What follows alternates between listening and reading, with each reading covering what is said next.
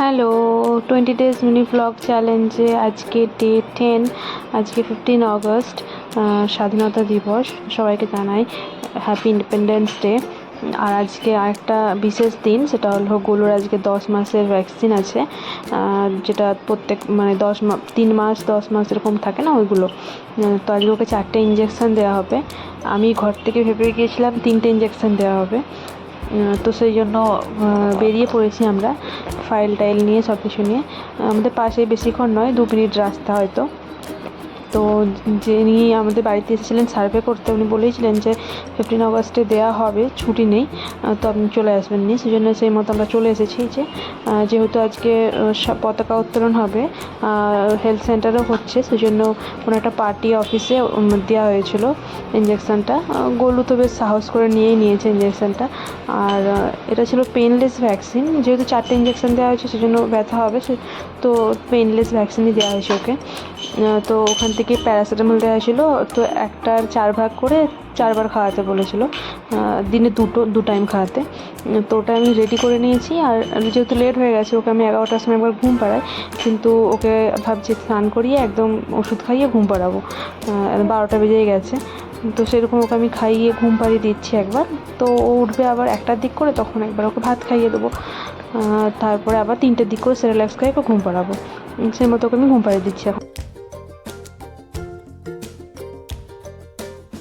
এই যে গরু ঘুম থেকে উঠে গেছে, ওকে খিচুড়ি খাওয়াবো। আজকে ওর খিচুড়িতে আছে বিনস আর চাল ডাল ভালো করে সেদ্ধ করে নিয়েছি, তারপরে ম্যাশ করে ওকে খাইয়ে দেবো। আর ওকে যেহেতু 4টে ইঞ্জেকশান দিয়েছে, আমি তো ভয় পাচ্ছিলাম যে ও হয়তো কান্নাকাটি করবে, জ্বরটা আসবে, কিন্তু জ্বরটা আসে না ওর। হালকা হালকা কাটা গরম হওয়ার কথা ছিল, কিন্তু তাও হয়নি। ওই জ্বর ওষুধটা খাইয়ে দিয়েছিলাম এসেই, সেই জন্য হয়তো। তো অন্যবারে ও জ্বর হয়, 3 দিন থাকে জ্বরটা, কিন্তু এবারে তেমন কিছু হলো না ওর। তো ওটা ভালো দিক।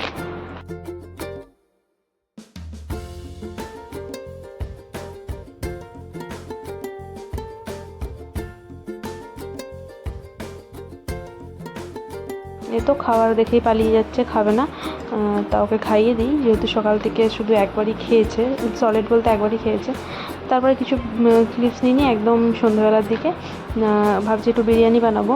আর কৃষ্ণ জন্মাষ্টমীর জন্য আমি কিছু শপিং করে নিচ্ছি।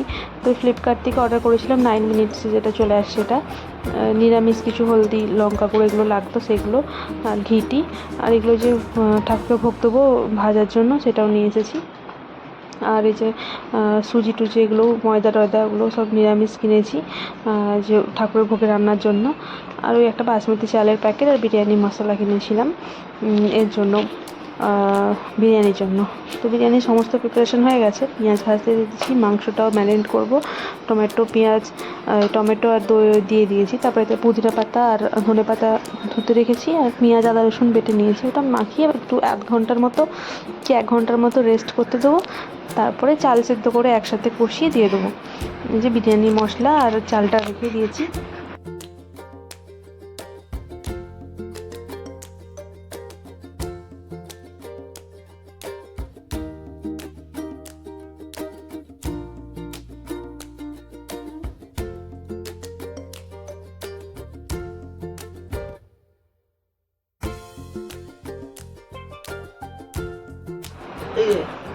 এই যে সব রেডি। গোলু নিচে খেলতে দিয়েছে, একটা নতুন জিনিস পেয়েছে, আর ওটা রেডি করতে গিয়ে পিছনে এইসব করে রেখেছে গোলু। এগুলো সাফ করতে হবে। আর এটা ধরে টেনেছিল, পুরো ওর গায়ে পড়ে গিয়েছিলো এগুলো সব আলু পেঁয়াজ। একটু ভয় পেয়ে গেছিলো, যেহেতু হঠাৎ করে গায়ে পড়ে গেছিলো, সেই জন্য। তারপর আমি সব গুছিয়ে নিয়েছি আবার। এই তো এখন ম্যারিনেট করে রেখে দিয়েছিলাম, মাংসটা ভালোই ম্যারিনেট হয়ে গেছে। আর চালটাও দেবো, সেই জন্য জলটা ফুটাতে দিয়ে দিয়েছি। জলেতে ধনে পাতা, গোটা গরম মশলা, কাঁচা লঙ্কা, পুদিনা পাতা, একটু অল্প তেল দিয়েছি। জলটা ভালো করে ফুটে উঠলে তারপরে চালটা ধুয়ে দিয়ে দেবো ওতে।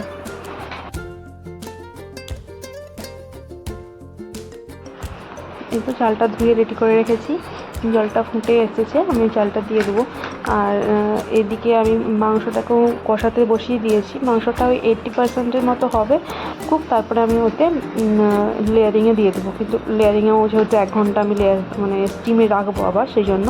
তো একদিকে চাল রেডি হচ্ছে, আর একদিকে মাংসটাও কষানো হয়ে গেছে। এই যে খুব সুন্দর কালার এসেছে মাংসটা।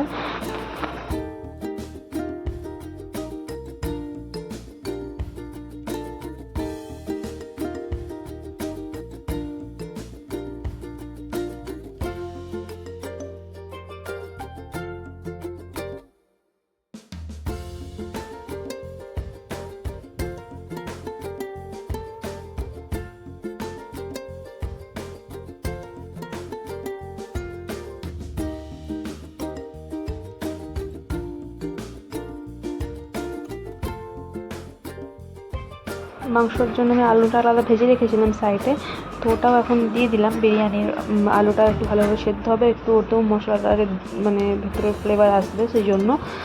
তখন মাংসটা অর্ধেক হয়ে গেছে, এবার ধনেপাতা একটু ছড়িয়ে ওটা রেখে দেবো, তারপরে লেয়ার করবো। চালটা রেডি হলে লেয়ারিং বসিয়ে দেবো আমি।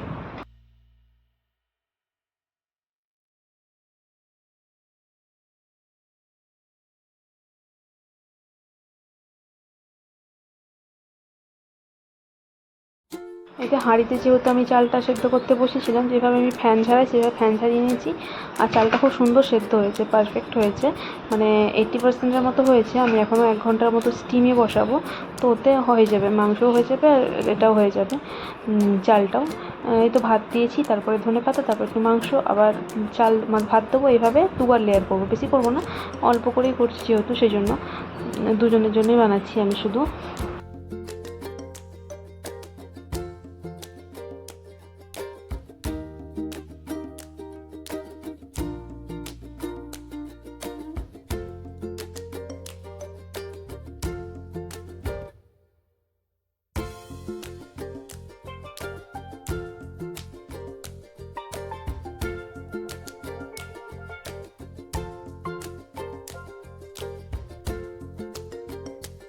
এই তো বিরিয়ানি হয়েও গেছে, খুব সুন্দর হয়েছে আজকে বিরিয়ানিটা, পারফেক্ট হয়েছে, মশলাও পারফেক্ট হয়েছে, আর সেদ্ধও সুন্দর হয়েছে, আর ভাতটা অনেক ঝরঝরাও হয়েছিল। আর আমি আজকে গোলুকে কৃষ্ণ সাজিয়েছি। কালকেই মানে কালকে জন্মাষ্টমী, কিন্তু আমি আগে থেকে ওকে সাজিয়ে নিয়েছি একটু, কেন কি কালকে আমার টাইম হবে না, সকাল থেকে যে পুজো জোগাড় টোগাড় করতে হবে সেই জন্য।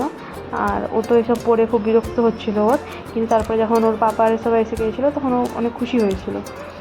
এই যে দিদিকে দেখে অনেক খুশি হয়ে গেছে, এবার দিদির সাথে খেলবে। আমার গোলুকে কীরকম লাগছে অবশ্যই জানাবেন সবাই। আর আজকের মতো ভিডিওটা এইটুকুই, দেখা হচ্ছে আবার একটা নেক্সট আবার একটা মিনি ব্লগে। ততক্ষণ টাটা।